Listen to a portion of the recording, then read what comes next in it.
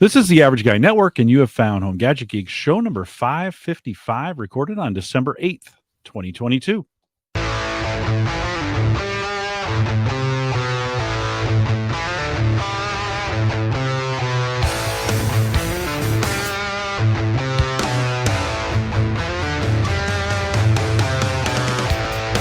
Here on Home Gadget Geeks, we cover all the favorite tech gadgets that find their way into your home. News, reviews, product updates, and conversation, all for the average tech guy. I'm your host, Jim Collison, broadcasting live from the AverageGuy.tv studios here in a blustery and kind of a snowy, well, not quite yet, but it's probably getting there, Bellevue, Nebraska. And, of course, we'll post the show with some world-class show notes out at the AverageGuy.tv. Big thanks to Mike Weger, joined us last week. Every time I say Mike is back, some people think it means he's back. No, he's just back for the week. But we'll get him again in January and February, see if we can get some days a little easier. He has the same problem as everybody else does. His kids get a little older. They get a little harder, and then it gets harder to podcast every week. But it's always good to have him back. Mike, thanks for joining us. Dave McCabe is with me. And Dave, welcome back. Great to have you. It's nice to be back, Jim. Thanks for calling. Let me come in. Well, couple things tonight. One, it's the 11th anniversary of Home Gadget Geeks, which we've typically brought back. I'd get Uyghur, I'd get Christian, or I'd get some of those guys. A lot has been going on in your world, and the timing just worked out well. To as kind of a Christmas / I'll say anniversary present you made for me. And look at the screen here. Let me make my screen a little bit bigger for this, just so you guys can see that. So this is our album art here at Home Gadget Geeks, and Dave made this. We're going to talk a little bit about how he did it in a little bit, but on a CNC machine. Dave, this might be one of the most meaningful gifts I've gotten in a while. That's awesome. From somebody. No, I appreciate that. Yeah, no, it was super cool. Give a little rundown. What put this together? How'd you do this? Okay, so a year ago, I got into CNCing, and we'll talk about it later. But I mean, the steps. So that's a piece of MDF that you're holding there. I mean, there's nothing special about that. You can get it at any Home Depot or Lowe's, 1/2-inch MDF, and tried to color match your paint as best I could. I tried to sneak your logo from you, and I combed your site, and I could not find a high-res logo. You had them all res down for your website, and so finally I just texted you, "Hey, send me a logo," and so I loaded up into some design software and converted into some a vectored graphic, and the CNC. Well, it doesn't take it from there.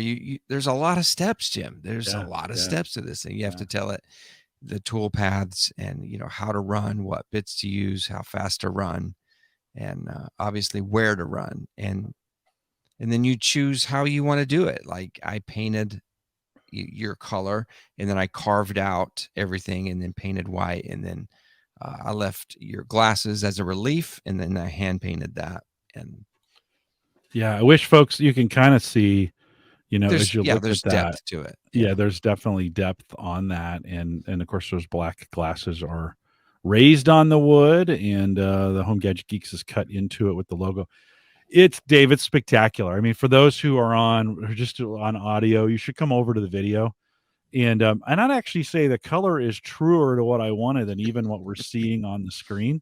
I think this is the more truer color to what I was kind of looking for, what I had the designer doing. So thanks for doing that. Dave, of course, if you're just joining, maybe you're a new listener to Home Gadget Geeks, not too many of you, but a few of you maybe. Dave was the longtime host of Home Server Show and really got me podcasting. You're the reason that Home Gadget Geeks even existed or even exists. It's still out there after 555 episodes, but a lot of Home Server Show that changed into Reset. We're going to talk here at the end of the show about Home Server Show forums, but which have really kind of lasted a lot longer than maybe I thought they would. But catch us up with you. What's keeping you busy these days? I know the kids are in sports and a lot of things are going on, but give us the 3-minute catch up on you. Oh goodness.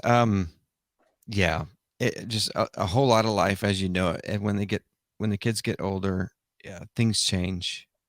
you participate differently, sports, academics, and a lot of volunteering. The school always needs help volunteering, and I don't remember my parents doing this much. No, Back in no, our for days, they just sure. sent you to school. They didn't even, Uh-huh. yeah. And now, my kids, like both of my kids are in honors classes that just blow me away. I mean, today, my 15-year-old came home with these formulas for figuring out rafters and joists and how much of the weight downward and what they have to figure out in order to hang joists in an Yeah. engineering fashion. I was like, you got to be kidding me. I was like, get that away from me. It's Yeah. nuts. Yeah. Yeah. Our Like kids they had to build a bridge and then they weighted the bridge. They had to build it out of these materials and they weighted it. And it was, the contest to who's could hold the most. Mine yeah. would have broke on the first try. Well, yeah, no, we learned the 3 types of bridges, suspension and Yeah. stuff. That's all we did. Now they're Right. doing the formulas for, what are the, Yeah. correct trusses you should pick for this span, for this weight Mhm. load. It's like, oh, it's Mhm. beyond me. Mhm. So doing that, I've started, I've had a photography business for the last couple of years, videography. I do that a lot. And COVID got me out into the garage tinkering and found the old table saw, dusted it off, and just went from there, Jim. It just Yeah. literally, I Yeah. made something, sold it, bought a new tool, made another thing, sold it, bought a new tool, until I finally came to what I had in mind all along, and that was to mix this love I have of crafting and woodworking into this my love of computers. I mean, I Mhm. still sit at one daily, and I love tinkering with graphic design programs. And now I get to send that program to a machine, load up some wood, and make sawdust. Mhm. Did you like we had you on about a year ago, I think, and we were talking a little bit about that kind of the results of that and some of the things that you were doing, some of the things that you're creating. I was looking back at a Facebook conversation between you and I think back in the spring, maybe. And Okay. I had seen some, I think they were flight, uh, Mm, like you'd put a beer flight on, where if yeah. you go to a restaurant and we were looking at making some of those here at the house for to we'd bought a bunch of shot glasses to do Mm-hmm. like tastings with, and we Mm-hmm. wanted some. And so I was asking you some questions about that. Did you pick up a new CNC machine to do this? Is this, and then when you think about are those advancing? You think, I mean, CNC is not necessarily new, No, but not at all.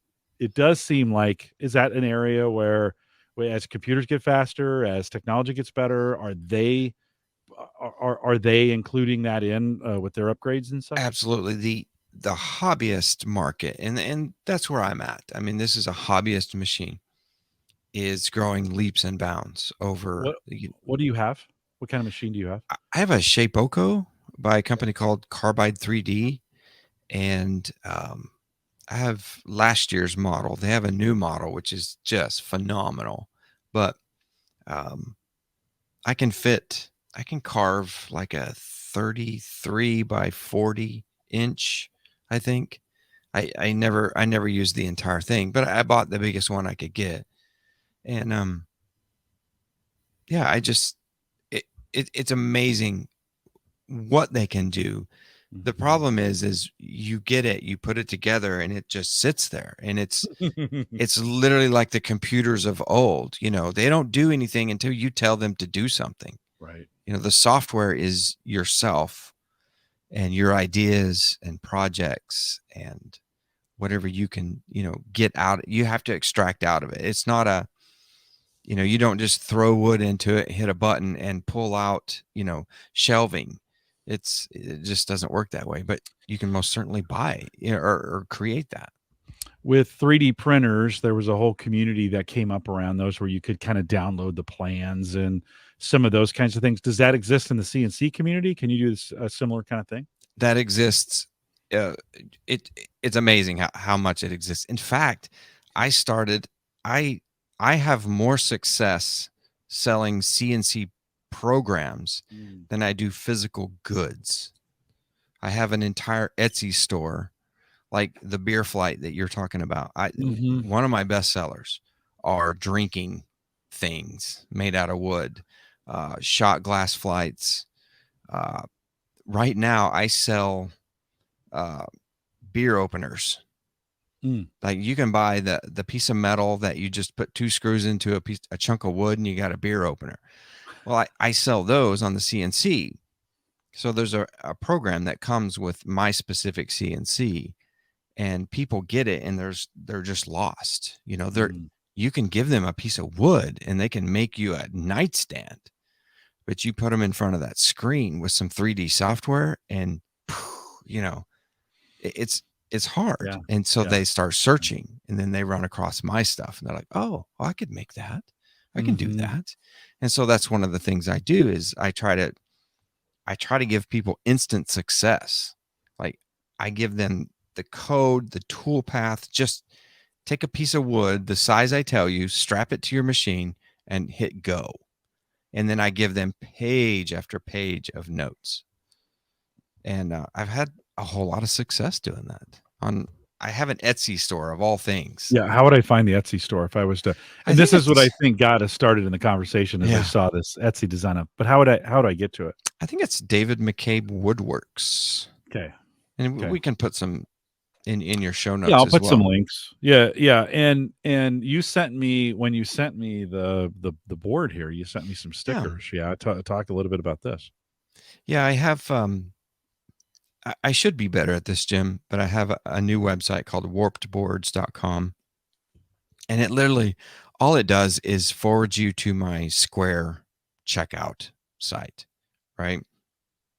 So I use the little Square. I don't know if you've seen that, Jim. You go to, a craft fair and they give you the little Mhm, white thing and you tap it mhm, and you're mhm. good to go, right? I have one of those. Everybody who sells something gets something like that. And they also give you a little website, and I can link um, some of my wares on there.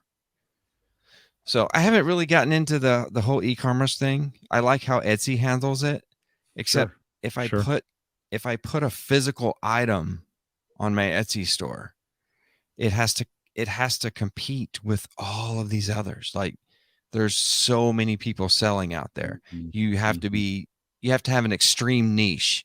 And I do in my digital files. So I thought I'm just going to sell these for a while and then I'll try physical items and Yeah, be like a shipping uh, yeah. maker. And I have one product on my Etsy store that's actually a physical item. So it's confusing. So I have to figure this out. I don't know because you look at all the photos of my stuff, and one's a digital item, one's a Mhm, physical item, mhm, and you have mhm. to really get all that straight because you don't want to confuse people. If I wanted to get in so I saw these, these flight boards, Hmm. and I was like, "Oh," like because we were thinking about, at the time, and we're still kinda doing this, we were doing a lot of bourbon tastings. So, Yeah, kids would come over, everybody'd bring a bottle, we were doing yeah. Your tastings. your Karn, what do Yeah. you call them? Your Karn glasses. Mhm. I've bought and sold a ton of those with the boards. Mhm. Literally, Jim, you could do this yourself. Go get a chunk of wood out of your garage. Well, I have some cedar actually, I have some cedar boards that I bought to put fish on in the grill that actually would make really nice, Yeah, you're golden. right? Grab that. Yeah. Um, they they make a drill bit called a Forstner bit. Mhm. I have to say Yeah. that it's a Forstner bit, Yeah. but they're very large. You can get them an inch. You can get them an inch and a half, 2 inches, and just measure what you need, and then just drop a hole into that board, and boom, you're done. Yeah. Yeah, well, but that's not as exciting as throwing it on a CNC It's and not, watching it. and if you'd like to go to David McCabe Woodworks, I've got one out there for $60 shipped to you. It comes with a bowl for your limes or whatever you want to put in it, and it also comes with 4 shot glasses. It's a holiday item, Jim. Oh, nice. I didn't even know that was gonna be available on this, not that Well, but if I wanted to say I wanted to do this, like what's the machine cost now? If I wanted to get into this and get my own There CNC. there are a lot of them. There are a lot, and you don't have to get the biggest one out there. Um, Carbide 3D makes a desktop CNC that actually is closed up and has a little cover. Now it's going to make small items. So you kind of have to know what you want to make. If you want to make an Adirondack chair, well, you're not going to be very, you're not going to make it with your desktop CNC. If you want to get the big ones, then you're going to need, you're going to have to, some people put them in their offices, but most guys are working out of their basements, out of their garages. You're going to get dust everywhere. This thing will sling dust like mad, but you can get into this hobby for $1,500. Mm. And that's it.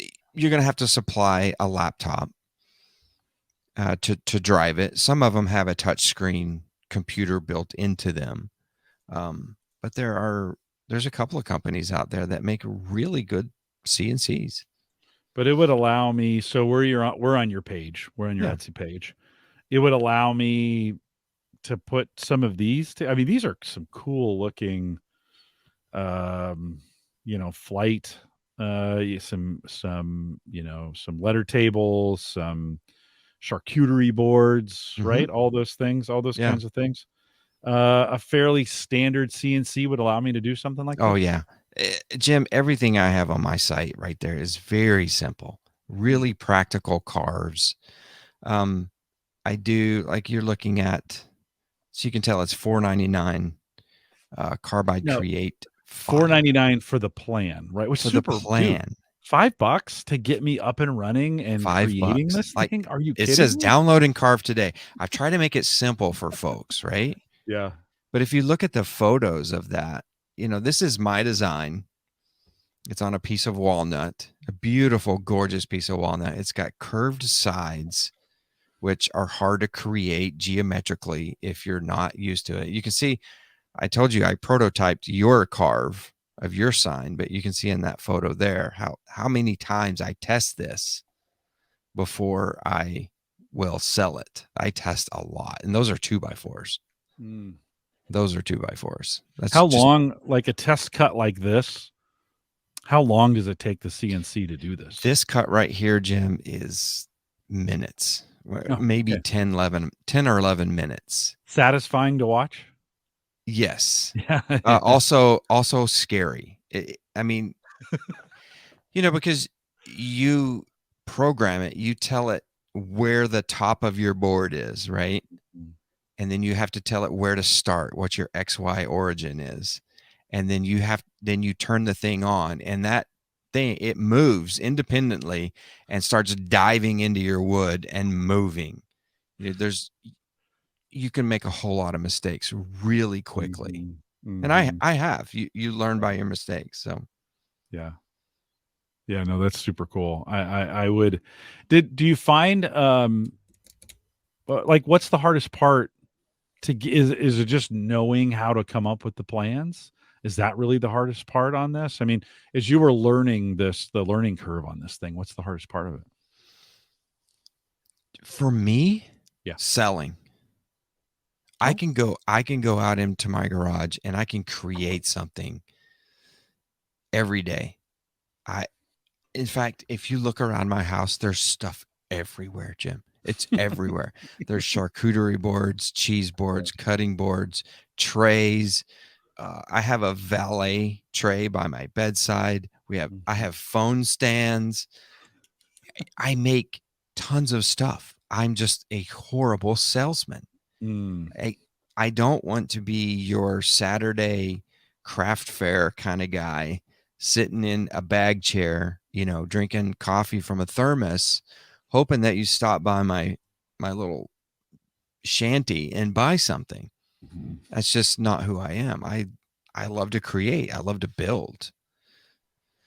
So that part has been the Mhm. hardest part for me. Yeah. Especially with these little, like, I don't know. they're knick-knacky items, right? Although my drinkware sells the best. Oh, So sure. that's where I've kind of Yeah. okay, let's focus here.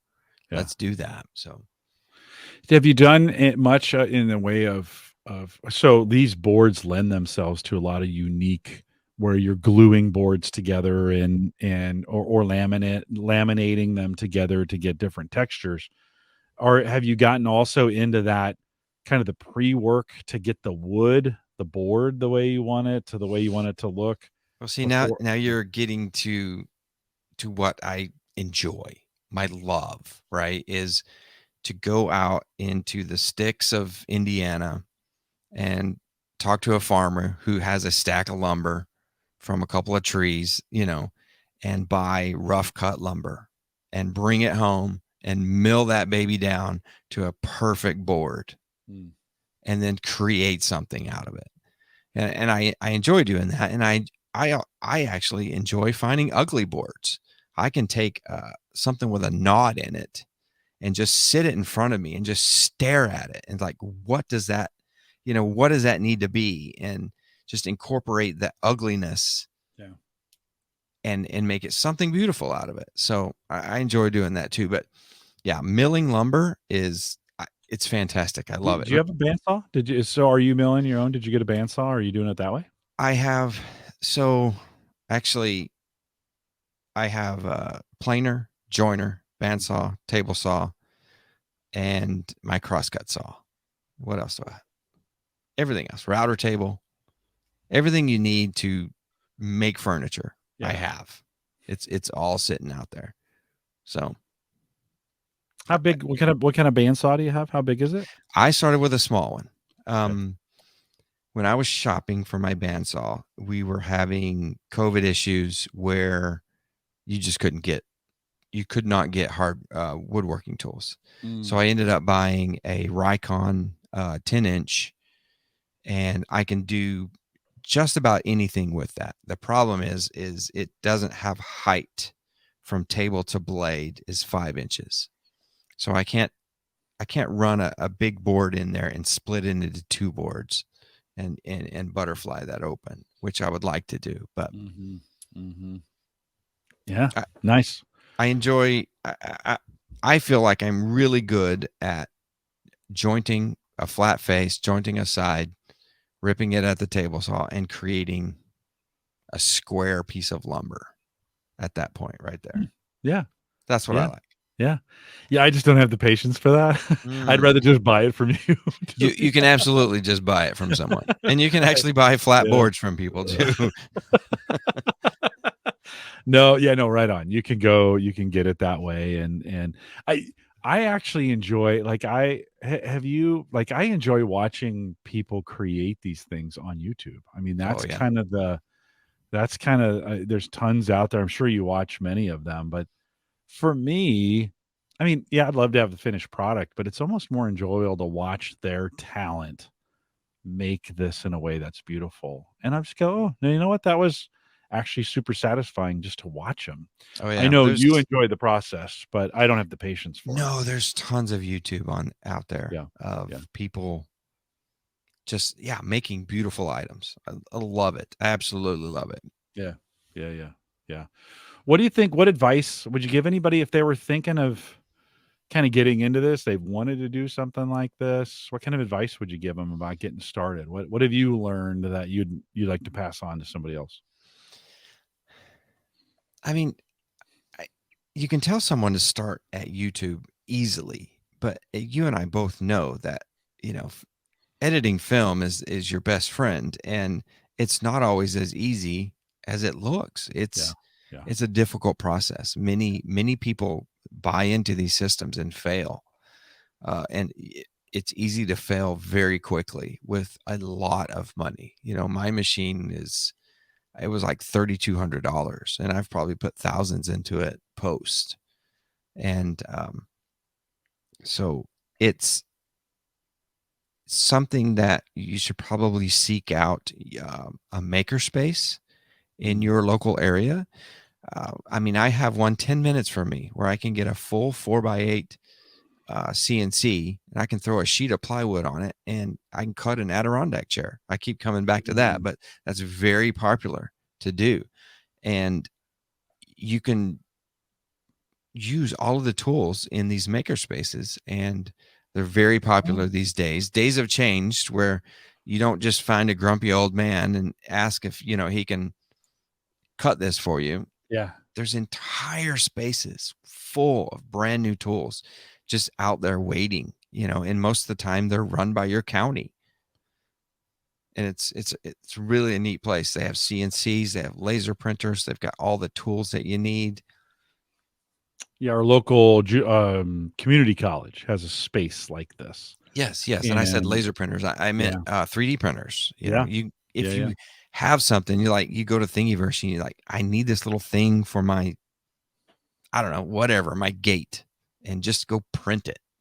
Could I take your plan? Could I get the wood to your specifications, take your plan, go to my local community college, and expect to make something there? Oh, you absolutely could. Is that realistic? You absolutely could. Now you would have to use my software and interface with your own laptop, and you'd have to see if they would let you do that. And they may have, most of the time they have really high dollar software, but there's always someone. So I'd want to check on that, maybe talk with them and say, hey, I've got this plan. What do I need to bring this in? And I think there's a fee. I think I pay some kind of fee to the students get it for free, but I think I can I can get access to it with a fee of some kind. But then I could crank out. I could take a plan like yours and crank out some of these products. Absolutely. Yeah. Well, I might have to give that a try, because it would. I got to do more of these things where I don't have to own the equipment. Oh yeah. And you don't have to. Yeah. There's memberships to these maker spaces, and I see people pulling up with carts of wood all the time. Yeah. And they just go and they just they make sure a machine's available, and they do their work, and they go home with the thing. The great experience would be to go in, plug it in, put the wood in there, watch it make it perfectly, and then go home with a perfect product, right? Because I just want to watch it. I don't want to do tweak this, tweak that. Oh, what about this bit? Whatever. No, I don't want to do any of that stuff. I just want to watch it. Or I could probably just drive to your place. That might be just come on over.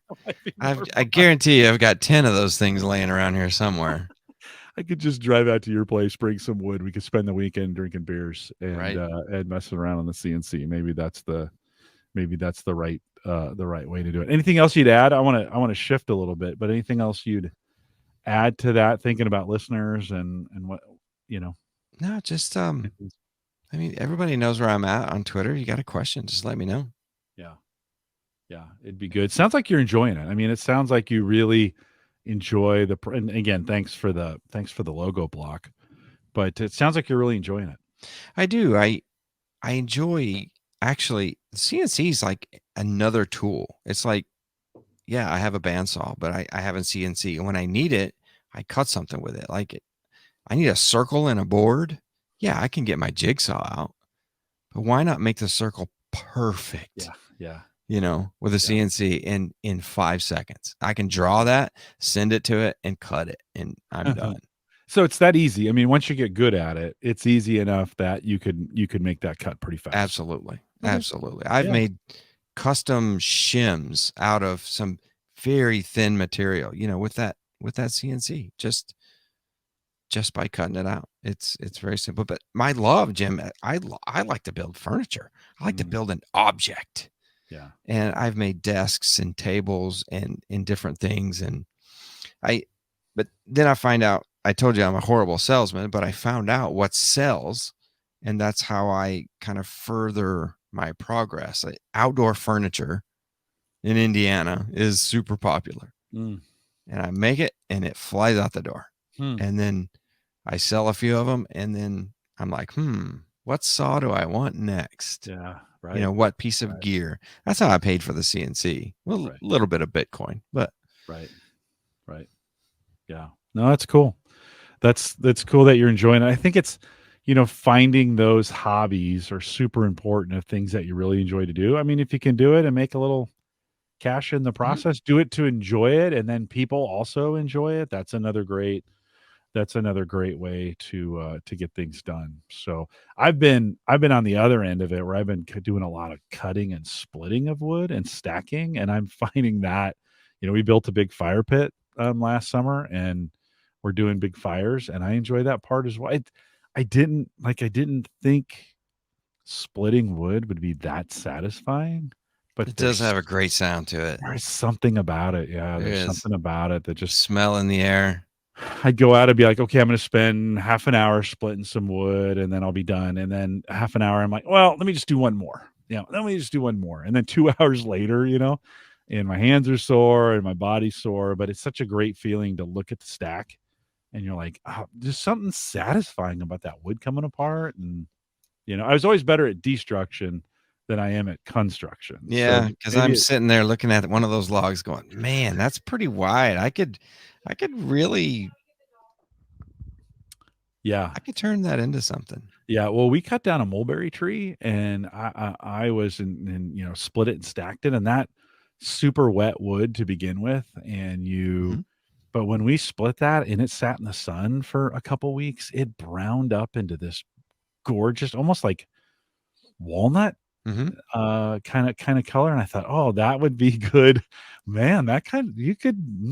It doesn't mulberry doesn't grow very straight, so you don't get very All right. long pieces on it. But yeah, it got me thinking like, oh, okay, Well, maybe. But make I like wrecking it more than I like building it. So or I hear you. burning it. Love burn. Speaking of burning, maybe it's too early. Maybe it's too early to use that joke, but you've been like, listen, long time home service show. For those that don't know, we did home service show for a lot of years. That you shut that down 4 or 5 years ago, transitioned into reset. Mhm. That's gone on pause for a while. Whenever I ask you, well, let me ask you this question: will you ever come back to podcast? Ask me anything. What would bring you back to podcasting, Dave? What would get you podcasting? I mean, it would have to be something that I enjoyed, that I was into on at least a weekly basis, right? Yeah. Like I could not jump into a smart home Mm, podcast. yeah. Like, hey Dave, let's make a smart home podcast. I'm like, no. My smart home is when the batteries run out of something. Yeah, I'm probably throwing it away. That's where Yeah. my smart home has gone. Yeah. But it would have to be something I'm definitely into and I'm involved with. And then someone says, "Hey, I'll do all the back end work." I'm like, I'm Mhm. in. Yeah. I'm Yeah. sold. Yeah. Well, you did the back end work for a lot of years, right? I I mean, that did. you did the heavy lifting on everything. I was the joker who got to come along on home service show and just hang out, just show up. You did all the work, right? You also did all the work on the forums, and I think the forums were actually probably more successful than the show in the end when we think about engagement and we think about numbers and that's been around a long time. You're gonna close the doors to home server show Yeah, forums, the right? lights Coming up turn here. off, I think the 15th or the 16th of this month. Yeah. How do you feel about that? And I'm really not here or there on it. Okay. All right. It's Yeah. it's been something that has dwindled because I haven't put effort into it. I mean, it's Yeah. something you have to create, you have to engage, you have to keep it up to date, you have to do reviews and post, and you have to get your community involved. And it's just not something I've been interested in doing. I just kind of let it roll. And then it just evolved into kind of an archive with questions here and there. It's a great archive. Yeah. Yeah. But as it sits, it just all it does is cost me money and time. Yeah. And Yeah. I don't want anything to go wrong, and I don't want it to get hacked or something crazy. And the money that I pay to host it and to do the security and the domain upkeep, DNS and email, I have to pay for email. That's just not where I'm headed, Jim. If I was Yeah. like, I Yeah. had a brand new website that I was like, oh, I'm going to do this and this and this, I would keep it, and I would keep my server. I have entire server rented in, I think it's in Texas somewhere. It's probably in Irving at the level 3 facility there or something. And I would keep it going, but it's just not my thing anymore, Jim. I think the time has come. I knew when Home Server Show had come. I did. I knew it. I didn't know when it happened to me on Reset. It was during COVID. And you think, well, that's the perfect time to podcast. I'm just like, I don't want a podcast. Yeah. I'm not feeling it. Yeah. And then I got you. I was like, Jim, I'm going to relaunch Reset. Yeah. Yeah. I recorded an episode with Richard Gunther and Ant Pruitt. I had those in the can. And I was going to lead with you. And I was going to publish there too. And then you and I did it. And I published it. And I was just like, no, I don't want to do this. So it's my fault. It's my fault that Reset. No, is that just, what you're saying? Just kidding. It was just the realization, sometimes you go to that, you get back with your old girlfriend and you just look across the room. You're like, man, I don't want to do this. Yeah. I'm sorry, but I'm out of here. It's definitely you, not me. It's right? yeah, it's not you, it's me. This time it's you. Yeah, no. Well, I think, and I guess I want to ask you, this, a lot of the listeners to this show also were a part of Home Service Show, listen to Reset, they've come to meetups that you and I have done, mostly you. They, they've been a part of the community. And I mean, it was a sad day when you closed down Home Service Show. You launched Reset at the one of the last meetups that we did. What do you, the world's changed in this area, and I felt it too. I mean, I've struggled with Home Gadget Geeks in a lot of ways because the market has gone so how-to. It's gone so different than what we used to do with community here. Now, we still get a decent, I mean, I get 400 to 600 downloads on Home Gadget Geeks. It still kind of works. It's enough. Our Discord community is awesome, and it's just enough. It's not too much. It's just enough, right? I kind of like what we've built here, so I kind of keep going with it. But how do you think the world's changed? Like, what is that change that you think has taken place that makes it a little different today, where maybe it's not as fun as it used to be? Well, I mean, it definitely changes. People move on, people age, and I'm not getting younger. And, it's still younger than me, though. I guess so. It's like my kids, it's time for them to take over and to do these things. And then, all these young sites and these young reporters and journalists, and they think differently. And the cloud had changed things just immensely. It took everything that we were doing and moved all that data to, well, we'll just rent that data. We'll just get an Uber. Well, we don't need to drive to the restaurant. We'll just have it delivered. And, a lot of kids these days turn 16. They're like, I don't need a license yet. I have one. I'm like, yeah. Well, when I turned 16, like I was there the first day when it opened up. Oh, I need my license, So people think differently. And I obviously think differently than them. And it's just time for someone else to do it. I don't need to do it. Yeah. I don't need to be the voice of home servers and smart homes and Surface Geeks. And, it's just, I'm done. And if the biggest thing is if I'm not interested in it and I can't do it 100%, then I don't want to be there. And I remember talking to you about being a Windows MVP. I was like, Jim, I'm not into it. And you were like, man, I'm not either. I'm thinking about quitting. I'm so glad you said that because I'm thinking about quitting. Yeah. Yeah. We kind of quit together. Retiring. Yeah. We retired. Yeah. No, I quit. But if I can't do it full bore, Jim, I just, yeah. I can't watch it dwindle. And I let poor homeservershow.com, the forum, I just let it dwindle, just die on the vine to where it's worthy as an archive. And that's about it. And it will be archived at archive.org in some regards, right? Those that's still out there. But I mean, you're gonna take it, you're gonna burn it down to the ground, right? I mean, it's gonna Yeah, be I'm burning it down. server offline, all those I'll things. grab the DB and I can load that DB into this forum site at any time. If something were to change and this company offered some kind of read only Yeah. kind of thing, I may throw it out there. I looked at it, Jim. I looked at, maybe I could get like a $5 GoDaddy site and throw it up as text. But I was like, how am I going to do that? Yeah. I'm going to have to convert a database with all these links. I'm not going to do it. Yeah. Yeah. It's just, I don't know. That's a lot of work. And I'll be honest with you, I don't want to do it. Yeah. I just don't want to do that work. It brings up an interesting topic, which I've been spending some time thinking about, is the digital death of things. Like, and what does that mean? We used to create, we'd write books or whatever, and you'd find them in old bookstores or whatever.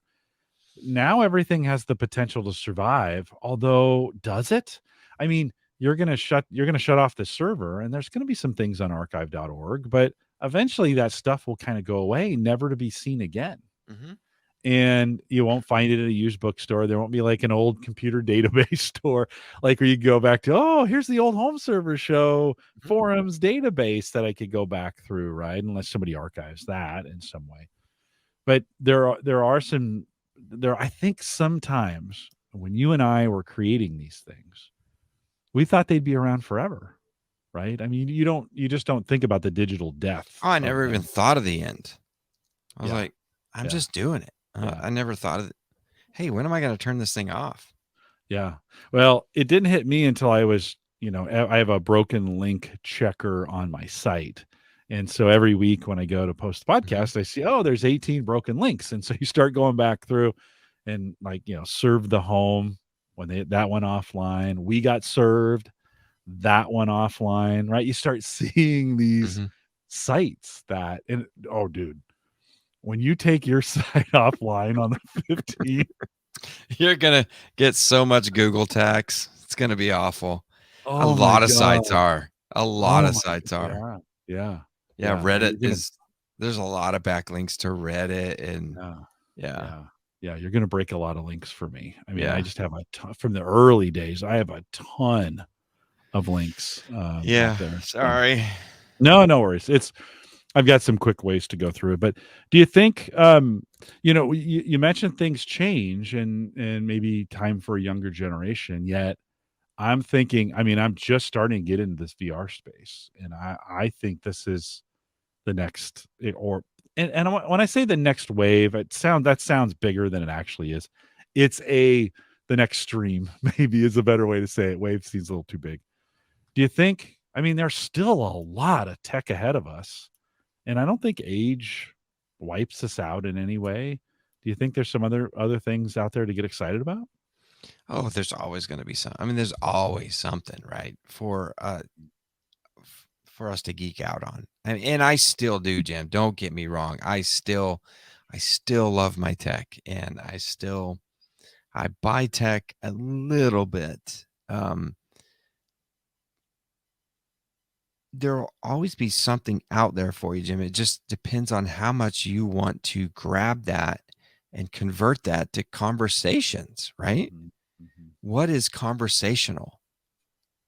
Is it going to be one way on a podcast, where people listen to you, you're the master of all these headsets and Yeah, the yeah, PC gear to run it and all the things you have to do, software, new programs. That's a show right there. You could go on and on and on about that. But I tell my wife, there's certain kind of people that own one of two things, an airplane or a horse. If you own an airplane or a horse, that is your life. uh-huh. That is all you do, is that airplane or a horse. That is all you do. And when it was that server, look at that little toaster guy right back Is that a there. 470 back That is an there? EX470 sitting there doing nothing. It still Love, works, Jim. It still has drives. dude. I hear Zadler in my ears when we said Love that box. That 470. box made me. I love that box. But back when that came out, that was what I decided. This is my airplane. This is my horse. And yeah, I ran it for 10 years, So I did that for 10 years. Now, it evolved into a home build. It evolved to a server. It evolved to a Synology. It evolved to like 6 Synologies. But I'm not ready to take on anything like that. But maybe you are, Jim. Maybe you've got a VR podcast in you. I don't think so. Just to No? be honest, in the soul searching that I've done over this since losing Uyghur and kind of thinking through this, I what I realize is I just get excited about talking to people. I'm curious. I love Mhm. asking questions. I love having a conversation. And, excuse my language, but I don't give a shit if anybody listens to it or not. I just like Mhm. doing this. And I had kind of felt like I got sucked into what you're talking about, where I have to have a niche, or I've got to have a thing I'm the expert on. I'm not the expert on anything. I And like yeah, I'm a neither was I. Yeah. I love variety. I love community. I love helping people where I can and helping other people help other people. And I don't know why I got so confused that I guess maybe I felt like I had to get into a spot where I need to help people. And no, I don't. I can have Aaron Lawrence on one week and we can talk about gadgets, and I can have you on. We can talk about CNCs, and I can have, Dave Hamilton on. We can talk about Macs. And I enjoy that. It makes me a better person doing that. I got kind of wrapped around the axle on that, thinking it had to be something different because everybody's chasing numbers, right? Yeah. At this point, like, oh yeah, if you don't have a 10,000 downloads or whatever, and you're kind of like, I don't need it. What's like you enjoy? This is why I asked you that question about the woodworking. You enjoy being in the garage making man glitter, Mhm. right? There's nothing better than chips flying, and you get a piece of wood and the texture of it, and you fashion it just right, and you set it down, you put some whiskey glasses on it, and you go, damn, Mhm. that looks good, I right? made that. Yeah. Yeah, Don't get and me it's just wrong. I have a 55-inch TV out there that I watch football on. I've got the ALEXA and I've got a Google screen. Man, you will catch me out there rocking some Def Leppard. And when I make a piece of furniture for someone and I give it to them and I tell them, I was like, this was made with like a heavy dose of Sammy Hagar. And if this piece of furniture hears some of that music, I think things are going to happen. I mean, Mhm. so I'll latch on to something and, Yeah. and build. Well, there's just so many opinions out there of like, you should do this, or you should do it that way, or you should, right, as far as doing these kinds of things. And I'm like, no, no, just do it the way you want to do it. Do it the way that makes you happy. Like, Mhm. if you want to dabble in some things, dabble. Yeah, I and hear from people a have lot of turned it guys. into professions. You have to be a pro YouTuber, right? You have to Yeah. have that button behind you that says you have 100,000 subscribers, and you have to have Yeah, whatever. sponsors, and Right.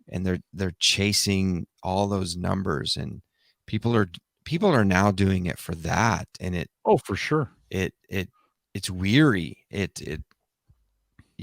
I just I can't do that. I cannot Well, allot the time that it takes in order to chase that. what I see on YouTube, the cycle of a YouTuber, right, is I see them get started and they get excited. It's something they're really excited about, right? And they're doing some stuff and they're out there every day and they're really doing it. And then they start listening to their listeners. They start reading the comments, No, and I never read the everybody's got an opinion. And everybody, oh, you should have done that this way. Yeah, You should have done that way. And to be safe, you should make sure you're using these things so you don't get your thumb cut off, I right? could make that too if I had those tools. Yeah, right. You're privileged and you've got that and you all right. And then with almost every single YouTuber I watch, one of their listeners shows up uninvited, and then they get freaked out by it, and then they start closing in, right? They kind of start protecting themselves, and they stop being themselves, and some of the things that made them great, they stop doing because they're afraid, or they're afraid of all the negative comments. God, I can't tell you how many YouTubers I say or I hear say, well, I saw this 1,000 times in the comments and I'll say it one more time. And you're like, man, you are just absolutely burdened by your audience. Mm-hmm. And I just, kind of makes me sad in some ways that they feel beholden to, they get into a system like, oh man, this YouTube crack is pretty good and it's going to go away if I don't conform. Right. And I guess I was starting to feel that way, and not that way because I've never had that kind of success, just to be honest, right? But it was one of those things. It's like, no, I think I'm just going to keep doing that because I love doing this. I love showing up on Thursday nights and having conversations with people like I'm having with you. We've got a great community, and it's just a ton of fun to do it. And Yeah. why wouldn't I? And Yeah. from day one, my Thursday night is still never the same. Yeah. Like, my week is never the same. There's always something different. There's always something going on. It's just, I don't want to keep up with it. I can't. I don't want to Right. mold myself into, oh no, I have to go upstairs. Yeah. And Yeah. and then I turned it into reset, and then I got into that mode where, okay, I'm by myself. Yeah. I wanted to do this by myself, and now I'm the breadwinner. I gotta create a topic. I gotta get it recorded. Yep. Gotta make it interesting. I've got to, So it was. But I think it's good, Dave, that all things have a natural conclusion. Who knows how many? I mean, we're on 555, but who knows how many of these I'll do? Maybe I like showing up on Thursday nights. I love now, as I have these conversations. I mean, I was really looking forward to spending time with you tonight for the last couple weeks. I'm like, Yeah. yeah, No, I was Dave. too. I listened last week live. I was like, I wonder if he's going to say my name. And then you did. And I'm like, woo! I heard my name on a podcast. Oh, yeah, no, it's still that kind of, and it's just a blast to do it. Well, anyways, good for you. I think there's in a lot of, and we'll kind of, I'll kind of end it on this, not the podcast, but end the segment on this is not all things are meant to go on forever. And it's good. Sometimes it's good to kind of close it up, and there's plenty of other things to move on to. There's plenty of other things to do. And I'm not going to, you're making some decisions. You're closing up Home Server Show forums. I think it's great. We had a great time in there. But certainly the home server has changed drastically. Although I told you in pre-show, I am considering so I think I may build an unraid box and get all of my data back in house. It's been up in the cloud, but I think I may bring it back and move it here. One, because I've got the space, but two, because I want to geek around with it. I want to kind of mess with it and do some different things. Been doing a lot of home automation and been doing like a lot of stuff with Home Assistant. What's you kind of mentioned a little bit, but give us give us an update on the McCabe man cave, so to Okay, speak. hold What are on. you what are you running these days? Hold on to yourself. All right. I too have run into issues where I th- I- I think this cloud it's easy to do. But I have probably 40 gigs of video I need to get off OneDrive right now. And I'm having the dangest time getting it down because it will not transfer. I can choose first I was just like, oh, download. I was like, Yeah. okay, well, that failed. I picked half of it, download, that failed. I was like, okay, just give me a third of it. So, I mean, I see a point somewhere in my future where I will need to address this. I need more hard drives, a bigger Synology, and yeah, I'm gonna have to address this, Jim. So it doesn't stop for me, but the current situation, and I know that I'm going to freak out some people, but I had my personal phone. I had a phone for over 2.5 years. The same phone for over 2.5 years. How does that happen? I don't know. It's just like You were changing phones every 6 months during 6 reset months. I days. was Yeah. very Oh, yeah. comfortable with Yeah. this phone, Yeah. and I just recently got a brand new one. I'm in the iPhone 14 Pro, so it's brand new, and I like it. I like it. But I'm never satiated, so I also have the Pixel 6a. I bought this on purpose. It was on sale. Yeah. And this is going to house some social media accounts for a sports team that I'm on the board for. Oh, nice. So Nice. I'm their social media manager. So Yeah, a I'm good gonna way do to separate it, right? A good way to, exactly. yeah, yeah, yeah. Yeah, Right on, exactly. right on. Although everybody that follows me knows that you'll never find a word about politics or church and state. I kept that out of the podcast, Jim, and I've kept that out of my social media life. Now that doesn't mean I want to hit reply and just go, "You are the stupidest human on the earth." I want to reply to that almost daily, but I don't. So I do have the phones, and everybody will also remember that I used to change Wi-Fi in this house almost like underwear, right? Mhm. Tons of Wi-Fi. I had the what do you call it? The Ubiquity system, the commercial system for many years. Probably 5 years. I think as long as I've been in this house, Jim. Excuse me. And that's been a long time. Mm-hmm. I just recently pulled that out because it was aging. And it gets old. And that was another thorn in my side, Jim. Ubiquity, it needs babysitting. You have to just keep looking at it and upgrading it, and you need a server for it. And so I was like, I'm done with that. It aged itself out. I needed Wi-Fi 6, and so I'm trying Eero now. This will be my second Eero system. Yeah, yeah. I bought them when they were Yeah. brand new. Remember, I was the original that went $500 for a router. Weren't they whatever, one of those, I want to say fire starter, but that's not the right Like a Kickstarter. Kickstarter. They ran their own Kickstarter, right? Yeah. So successful with that.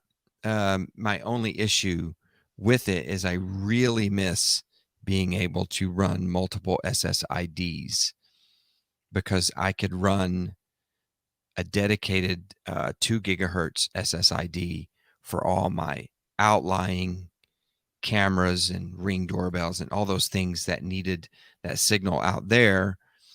And with Eero, you cannot do multiple SSIDs.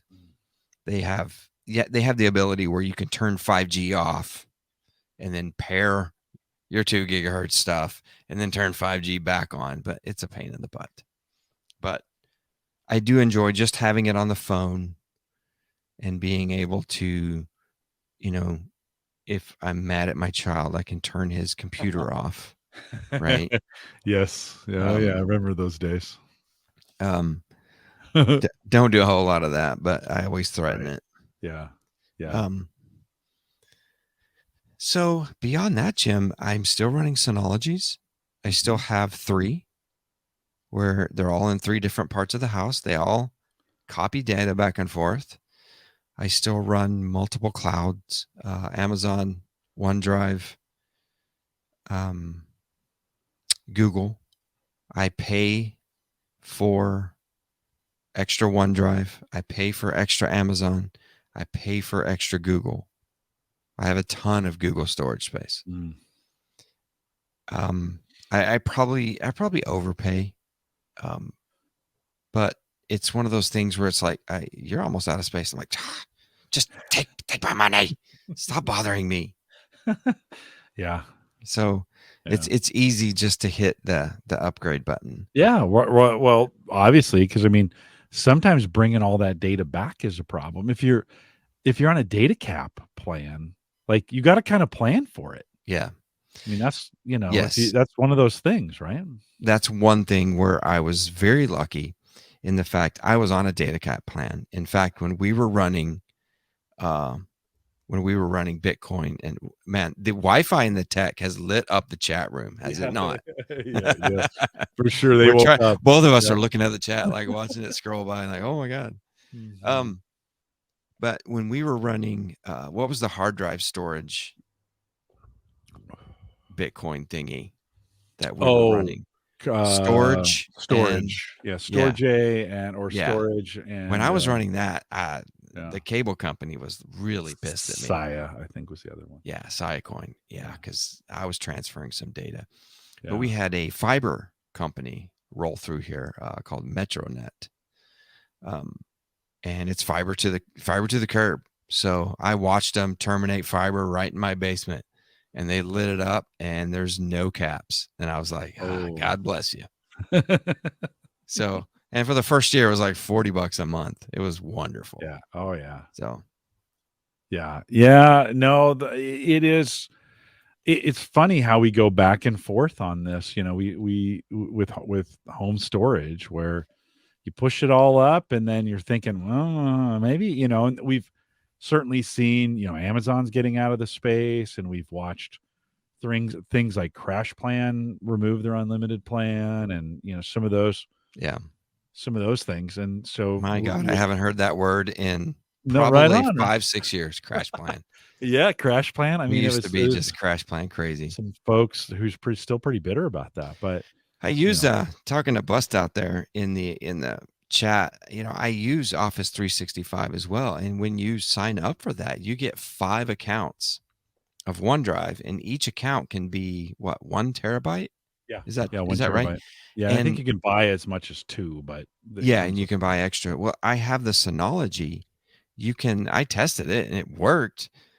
It will log into multiple OneDrive accounts. mm, So I just started back and spreading it forth, around. spread it around. Yeah, Exactly. yeah. Well, as I bought this new computer, my old kind of the one I podcasted, and the one I bought when we were on Home Service Show doing things just so I'd have a better rig, will probably become an Unraid server. And for the sole purpose of, like, I've been using this Muro data box, but it's not going to last forever. And I'm kind of thinking, like, I better get a local copy of this stuff, because that's, Mhm. I have 700 gig of it local, but the rest is cached, and the rest of it's, it brings it back if it needs it, which is super cool for a business. Yeah. You know, so it's funny how we go around again to that. And here I am thinking about, okay, I could probably with Unraid, I could probably set up a pretty nice 12 terabyte system. That would be good enough for me. I'll have to bring all that stuff back from Crash Plan at simple. Of course, that now I have to think about, I'm on the, bringing it back. It's going to be a Transferring it one-time back. hit, Yeah. Exactly right? the thing that I ran into. Yeah. I just have folder that I don't sync with the Synology. Everything else I sync. Like if I send a photo to OneDrive, Mhm. my Synology goes, "Oh, new photo." It grabs it and brings it down, which I love that. I just love having it in multiple places. But again, you're into that. You I built a PC and put a gaming video card in it so I could run the new Halo, and then all of a sudden my 15-year-old's looking at me from it going, "This is my PC." So he's using it. So it left me. It's gone. And I don't know. I might build a new one at some point for storage. I wanted to cobble together some parts around here, but I have aging hard drives, and I too am worried that I need to get a couple more USB drives and at least have some archive data, Mhm. in the closet just in case. Yeah. Maybe the fourth and fifth copy of this data. I don't know why I Well, worry about it so much. but we've made a lot of data. I go back and think, I could, if I needed to, go pull the original copy of the very first Home Gadget Geeks. Hmm. I think I could get to it. I haven't Yeah, tested it in a while. Maybe I should test that out. Why I would need that, I don't know, but it is something I've created. It's both yeah. as I lost my dad about 8 years ago, and I lost my mom just this year, you start thinking about those things, right? Those things that they pass on, right? And I was just talking to my daughter about this, and I was like, "You're not going to really want anything, right? That I've made. You're not." She was like, "No, actually, we do," which surprised me a little bit. But God, there was so like my dad had newspapers from famous events that had happened, Hmm. and I was just thinking, there's no. We took pictures of them and then moved them on, and you think he thought those were going to be things that we would cherish and treasure. Right. I don't necessarily keep data thinking, but certainly, Dave, it's really hard to get rid of pictures of your kids, right? I mean, it isn't that like that's a cardinal sin to delete a picture, even if it's a bad picture of your Yes, kids. absolutely. Jim, we find ourselves, I kind of settled in on the Amazon household stuff, and I have a Fire TV at my TV. And when it goes into screen saver mode, it will grab photos from the archive, Yeah. and it will just come up with, some stuff. And we will all just be standing there watching it. And we'll be there for 10, 15 minutes until it finally goes into, power save mode. And it's the most wonderful thing ever. I'm so thankful that we have those digital photos, because Yeah. if they were physical photos, they would be in a box. You're like, hey, you remember that one time? Yeah, well, that's in box over. No, they come up constantly, and it's so wonderful to see those kids. You guys come up. Yeah. I have meetup pictures that every September. The ALEXA starts rotating, meetup photos and all those Surface Geek things that we did. And when you and I would go to Redmond to Oh, Microsoft, and yeah. all those Such a photos good show time. up, and Yeah. I'm so thankful for that. So Yeah. I Yeah. I guess I make all these backups in hopes that my children will take them at some point and have them. What's going to happen to them in 40 years? I'm Yeah. not going to Yeah. care, but I would still like them to be able to see Yeah. you know, their photos of them on their first bicycle, which are digital. Yeah. Well, It's that's a a good it's a it's a crazy question to try to answer. no, it is. And it's different for everybody, but it's, Mm-hmm. one of those things I still have a shoebox of things that I need to digitalize. And that I Yeah, look through your some of them military like, days, I bet. oh, My for military days sure. are in a shoebox. Yeah. No, for Yeah. sure. They're in a photo album. Yeah. And you're like, I kind of think, I ought to drop 5 bills on one of those scanners and just get them. But then, I don't know. I sometimes, we got all these things from my parents. And listen, my mom had this was crazy. My mom had boxes she'd hidden from us of pictures. We didn't even know they existed. She had stuff. I don't know how we moved her twice and we never saw these things. But after she passed, these boxes came out, and I drove out to my brother's place. We spent 3 or 4 days going through these and laughing and having fun. Mm-hmm. And then at the end, it was like, well, who's going to take these and digitalize them? And everybody was like, yeah, just get rid of them, kind of thing. And it was, I don't know, it was maybe we'll regret that decision, but it is we're in this transitionary, I shouldn't say transitionary, but we're in this place where digital can live on, but it's a commitment to Mm-hmm. keep it going, It is. right? I mean, you got to have it someplace, you got to have it backed up. I mean, you and I have both lost things that the missus was like, where is that? Yeah. I don't know Right? what episode that was, but I remember losing a year Yeah. it was 2009 that I Yeah. lost. Like, where in the heck is 2009? And it was because of that service, that backup service. It was an origami bird animal. I can't remember the name of that service. Oh yeah. And when you got a referral, you would get another 5 gigs free. And I was up to like terabytes, because of Yeah. all my referrals. Man, who was that? And I created all these pointers to the data in order to get it sent up. and then somehow I deleted a pointer, which came back and nuked my original folder. Oh my God. Yeah. Yeah. I Well, found and bust out reminds us, printed photos don't last forever either. And although, I mean, man, we were looking at pictures from the 30s Yes, when, I have that box too. I yeah. tell you, I recently was given a box of my grandfather in World War II. Photos of him in uniform. I'm like, oh, that's just classic. Mhm. Like and I'm not going to digitize them. My kids don't want them digitized. I'm not going to Right. put them as their background on their No. phone. No. But every decade or two, they may run into it and be like, oh, that's my dad's grandfather. He was in World War II. Come look at this, Mhm. son. You know, Mhm. they may do Mhm. that. So, Yeah, those and a generation away, like my kids don't care as much about their grandparents as they care about us. And I didn't care that much about my grandparents as I did about my parents. And that second generation, even beyond that's even worse. I mean, it completely goes away of even caring in some ways. Now, you get some kids who are like, oh no, I get into genealogy or I want to figure these things out. But of I course. think the majority are kind of like, whatever, Yeah. and that's just stuff just disappears that way. Yeah. And I think we run the same gamut on the digit as we think we're saving these things digitally, but like they're going to last longer. I'm not sure they are, Dave. You've got a whole archive of stuff. At some point, you may pass those on to your kids, right? Hey, here's the files, and they're going to put them somewhere. But their kids are going to be like, "Oh, that's grandma and grandpa. How sweet!" But they're not going to care for the most part, right? They're not going to put them on their hard drives, Mm-mm. or Nobody's going to pay to print every single one of those on a 4x6. no. It's a real dilemma.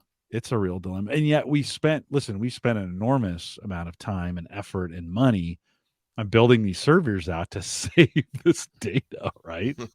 It's just crazy. Well, yeah, we made a It's life out just of it for a yeah, decade there. yeah. No, it's just great. I'm not saying it's wrong. I'm not saying we shouldn't do this. It's just when you start thinking about this and you think about the longevity of it, you kind of start thinking, yeah, I wonder how long. I guess the key to this is like just do it and let the chips fall. Like cuz you can't get it if you don't have it. Right. But You can't control it when you're yeah, gone. yeah, All you can right, do is right. just like raising them, you know. You Yeah, can impart your wisdom to them, but yeah. they got to take it and No, run with it. it's crazy. It's crazy. Okay, one last question Shoot. before we get out of here. Where are you in this whole Tesla electric vehicles? Like, what? I don't think you and I have ever really talked Mm. about the vehicle thing. Where are you at with that these days? I have very few requirements, Jim. But one of them is a big one. It has to hold a 4x8 sheet of plywood, whatever it is. Full circle of the podcast here tonight. So I have a Suburban. I have a 21. I have a 2021 Suburban. I had a 2016 Suburban before that, and I can fit a full size sheet of plywood in it, and I can close the back gate. So that is my truck. I love electric vehicles. Um, I I like where they're going with the pickups, but they're shrinking the storage, right? They're getting like IKEA size. Yeah. I still need that. I need that Silverado size. I should drive an electric vehicle, Jim. One vehicle in probably every family should be electric because I mean, I just tootle around town, and a decent range, and I'd be fine. And then have a nice car that gets a good gas mileage that you can take on vacation, or Yeah. you drive across a state to go to a ball game or something. So just something simple like that. But I'm in, but I've never owned one. Yeah. Any Never owned one. plans? Are you thinking like it's the next one going to be? Not yet. I Okay. mean, not really. We just invested in some property. So I've got pole barn on my brain, but Jim, if you Nice. bought me a Nice. Rivian, Yeah. either one of the Rivians, if you bought me Okay. one of those, Okay. I would Yeah. take it. I would Okay. take very good care Okay. of it. Okay. That's a whole YouTube channel too, is the That's a pole good one. barn setting up. That's a good Like, one. are you gonna Yeah. take your woodworking out to the property? Oh Is that yeah, what? I've drawn Okay. my Yeah. dream shop, how I want to lay it out, and Oh my we're god. not ready, Jim. We're Okay. just not ready. Okay. Um, housing is nuts. Wood Yeah. price is nuts. Yeah. Labor is nuts. Mhm. It's just crazy. Yeah. And I've also I've switched gears. I have 2 classic cars in my garage. Oh, nice. What do you have? Can you That say? I Oh Or yeah. I have a very odd one that some of your guys may know. It's a 56 Continental Mark II. wow. It is it was a hand built car. There were 3,000 made. So don't type Lincoln. It's a Continental 56 Continental MK2 II. Oh, wow. And you'll find it. Dude, that's a beautiful vehicle. The hood is 8 foot long. Yeah. Yes. This thing weighs so much. And she's a driver, but she's not running real good. So Okay. I've taken the family out around the block, and I thought I was going to have to drive this thing in reverse home. It drives better in reverse than it does forward. What So color is it? it's black, and it's Okay. got a maroon interior, and Let's it's a see if we're convertible convert. So it's been chopped. So it's a permanent parade car. And there she is. That's the maroon one. yeah. That's a beautiful car. It's That is phenomenal looking. yeah. And I get mad at it, Jim, and I threaten to sell it. And I know my wife doesn't want to sell it. So if I had the Really? room to work Really? on it, oh, I get mad. Jim, you can't go to AutoZone and buy a freaking part for this car. No. You're searching the You country have for to it. scour the country. And Jim, there were Yeah. 3,000 of these made. And like 2/3 of those 3,000s are parts cars. Yeah. So anything I do to it is tough. Yeah. It's tough to do. And Well, there are it's websites. you're hunting things. So this was Continental before they were acquired by Lincoln, right? Yes, there Yeah. are Ford parts in it Right. originally Right. from the factory. There are Ford, like the generator switch box for it's got a big Ford, motor company sticker on it. It's really That is neat. just a beautiful Yeah, car. that side Like, profile is really nice. that is really yeah. Good luck finding those tires. Yeah, the tires are the least of my worries. God. Oh my god. So So that's one. What's the other that's one? one. The other Yeah. one is kind of more down my style. It's a 65 Chevelle Malibu trim. Okay. Yeah. It's a coupe. It's 4-speed. So it is it's a nice car. It is a really nice car. It's got a 327 in it.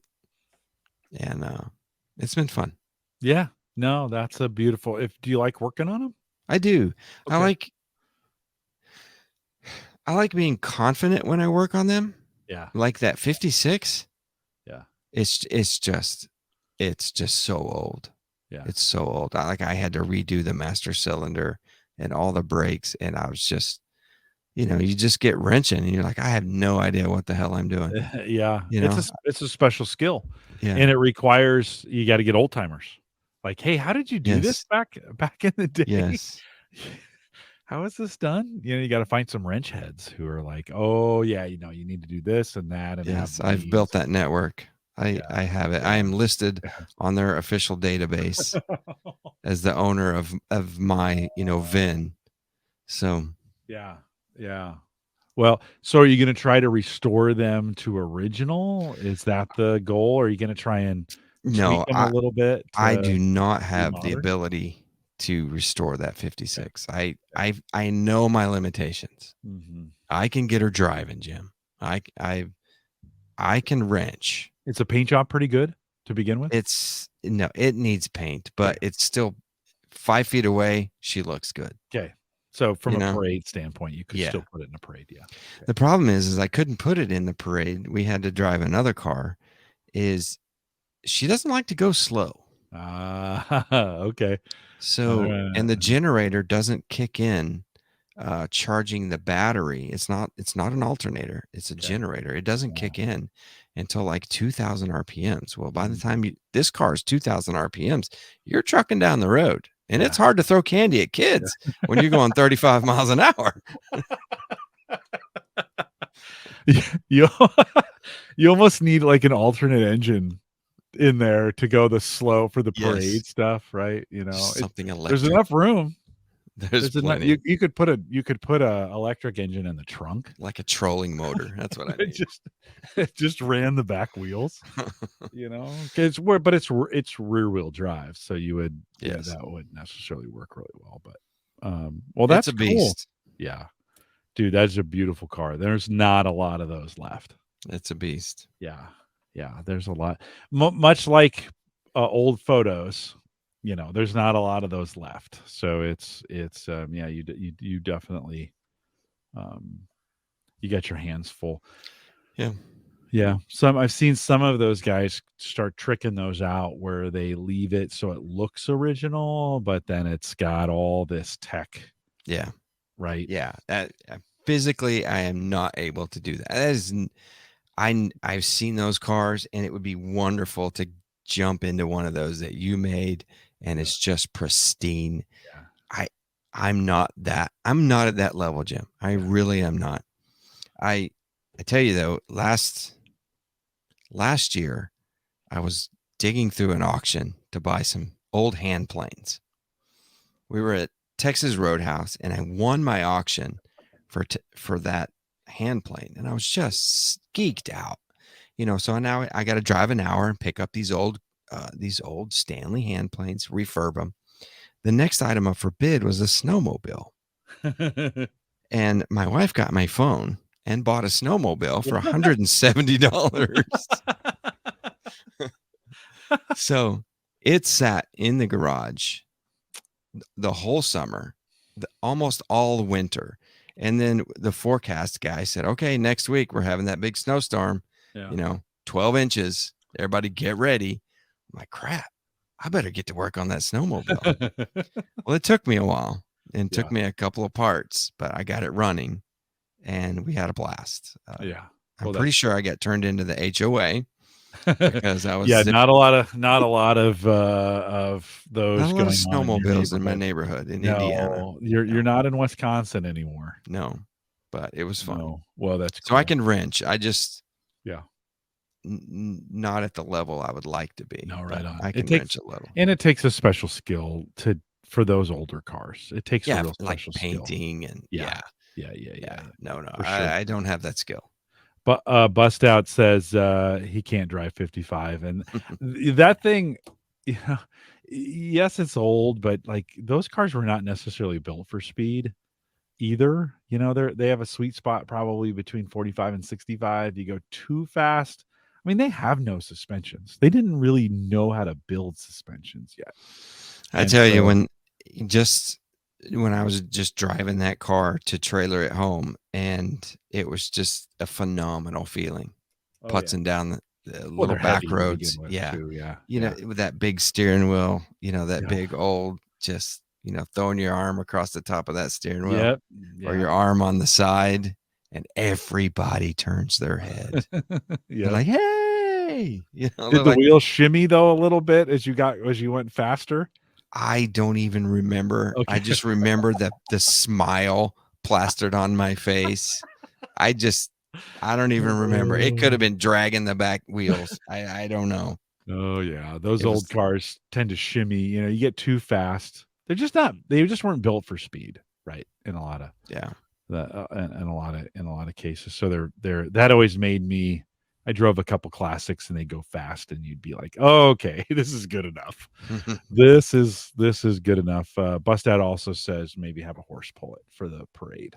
So Horses and airplanes. Bust out horses and airplanes. You won't catch me oh, near them. Dave, always great to hang out with you. We should probably do this a little more often than once a year, but It was fun. Put me in your rotation. Yeah, no, I will definitely will get you back here. Maybe late spring, get you back in, and man, I'd love to come out and for maybe for the weekend and have some CNC. Hey, Just bring a the bunch of bed and wood. breakfast is always open. Yeah, no, I know. It'd be great to. It's just the 12-hour drive. I was coming back from DC, and I decided this was during the pandemic. I decided to drive DC to Omaha in one day, which, Ooh. by the way, bad idea. Bad idea. Bad idea. You should have stopped. That's like 18 hours. Yeah. Well, I was coming through Indianapolis at like 4 in the afternoon, and I was thinking, shoot, I used to leave here at like, 8 in the morning and get home in a decent hour. Like this is going to be a long drive. So, that was basically 2 of those trips, but it would be good to, it'd be good to stop by and burn some, burn some sticks and do some stuff in the CNC. Let's do it. Let's have let's the old admins of Home Server Show. We'll get Chris. We'll get Scoon. We'll get Dwayne. We'll get you, and we'll just have a meetup.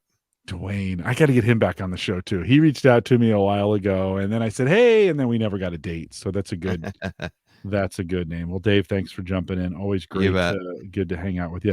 Love your listeners. Yeah, and they love you. There were a couple comments. I think Bust Out said he needed to come out and just hear your voice. So good. Maybe if we just have you on every once in a while. We'll throw all my links in the bottom. I still do a YouTube every once in a while. Yeah. And I have a lot of fun with my Instagram. I'll throw reels out there. So yeah, do me a favor, shoot me a note with all the links you want to include. I'll do it. Yeah, everybody just follow up, and I'll follow you back, and we'll have a good time. Yeah, Bust Out says road trip all the way to meetup sounds fun. Bust Out, that'd be a little long of a road trip for you, my friend. So that's a long one. Well, a couple reminders on the way out here. One, if you were one of those Home Server Show forums folks and you want to join us in our Discord, which is kind of the same thing, a lot of the same people are there. Schoonover is there still posting deals, right?